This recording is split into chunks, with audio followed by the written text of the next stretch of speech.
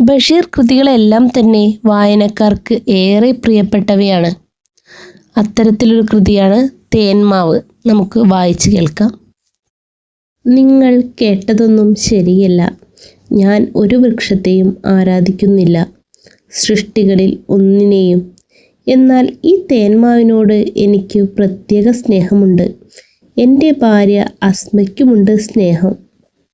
അതിമഹത്തായ ഒരു പ്രവൃത്തിയുടെ അടയാളമാണ് ഈ തേന്മാവ്. അത് ഞാൻ വിശദമാക്കാം. അത് പറയുമ്പോൾ ഞങ്ങൾ ആ മാവിൻ ചുവട്ടിലാണ് നിൽക്കുന്നത്. ധാരാളം മാങ്ങയുണ്ട്. മാവിൻ ചുവട്ടിൽ വളരെ വീതിയിൽ വൃത്തത്തിൽ വെള്ളമണൽ വിരിച്ചിരിക്കുന്നു. അതിനു ചുറ്റും 2 വരിയിൽ കല്ലുകെട്ടിച്ച് സിമന്റിട്ട് അതിൽ വൃത്തത്തിൽ റോസാച്ചെടികൾ പിടിപ്പിച്ചിരിക്കുന്നു. പല നിറങ്ങളിലുള്ള ധാരാളം പൂക്കളുണ്ട്. അദ്ദേഹത്തിൻ്റെ പേര് റഷീദ് എന്നാണ്. ഭാര്യയും മോനുമായി തൊട്ടടുത്ത വീട്ടിൽ താമസിക്കുന്നു. ഭാര്യയും ഭർത്താവും അടുത്തുള്ള സ്കൂളിലെ അധ്യാപകരാണ്. റഷീദിൻ്റെ ഭാര്യ മാമ്പഴം ചെത്തിപ്പൂടി 10-16 വയസ്സായ മകൻ്റെ കയ്യിൽ പ്ലേറ്റിൽ കൊടുത്തയച്ചു. ഞങ്ങളത് തിന്നു.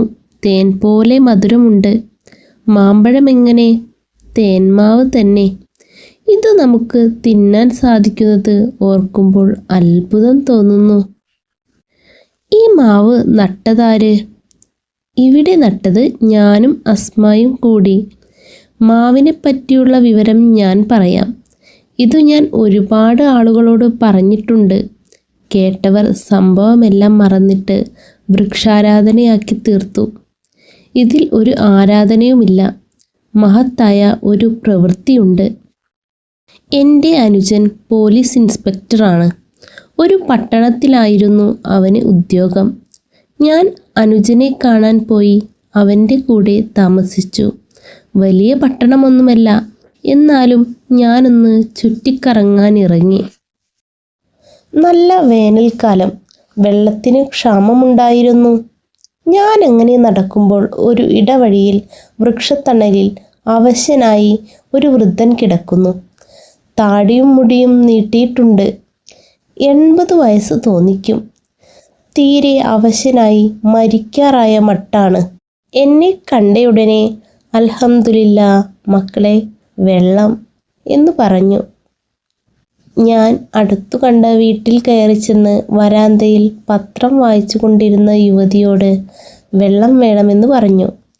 ഞാൻ അതും കൊണ്ട് നടന്നപ്പോൾ യുവതി എങ്ങോട്ടാണ് പോകുന്നതെന്ന് ചോദിച്ചു. വഴിയിൽ ഒരാൾ കിടപ്പുണ്ട്, അദ്ദേഹത്തിന് കുടിക്കാനാണെന്ന് പറഞ്ഞു. യുവതിയും എൻ്റെ കൂടെ വന്നു. വെള്ളം വൃദ്ധന് കൊടുത്തു. അയാൾ എണീറ്റിരുന്നു.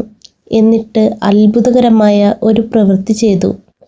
റോഡരികിൽ വാടിത്തളർന്നു നിന്ന തൈമാവിൻ്റെ ചുവട്ടിൽ പകുതി വെള്ളം ബിസ്മി ചൊല്ലി ഒഴിച്ചു.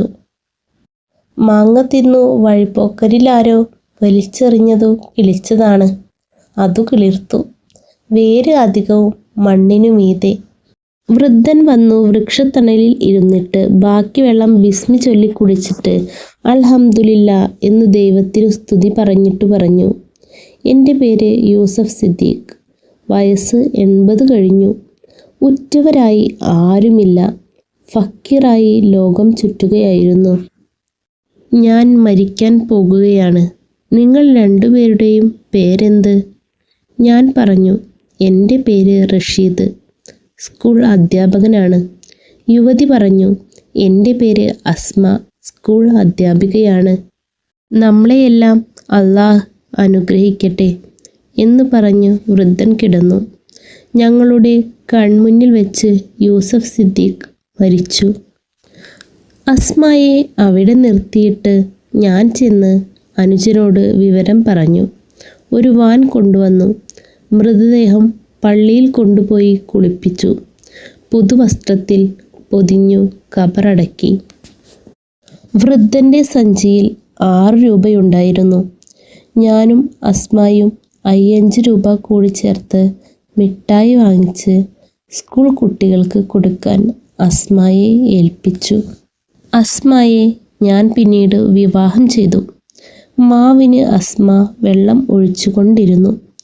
ഞാൻ ഈ വീട് പണിയിച്ച് താമസമാക്കുന്നതിന് മുൻപ് ആ തൈമാവിൻ്റെ വേര് പൊട്ടിക്കാതെ ഒരു ചാക്കു കഷ്ണത്തിൽ മണ്ണിട്ട് ഞാനും അസ്മയും കൂടി മാവ് പറിച്ചു കെട്ടി വെള്ളമൊഴിച്ചു.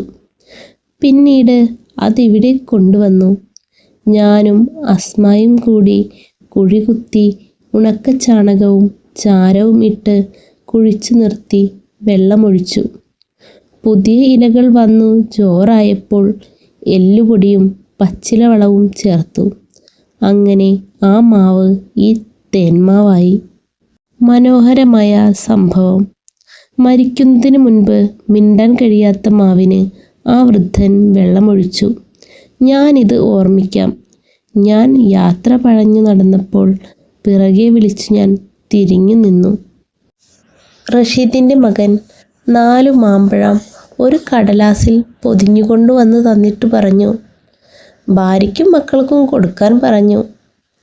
പേരെന്താ? യൂസഫ് സിദ്ദീഖ്. യൂസഫ് സിദ്ദീഖ്? അതെ, യൂസഫ് സിദ്ദീഖ്. തുടർന്നും ഇതുപോലെ വിജ്ഞാനപ്രദമായ വീഡിയോകൾക്കായി ഈ ചാനൽ സബ്സ്ക്രൈബ് ചെയ്യുക.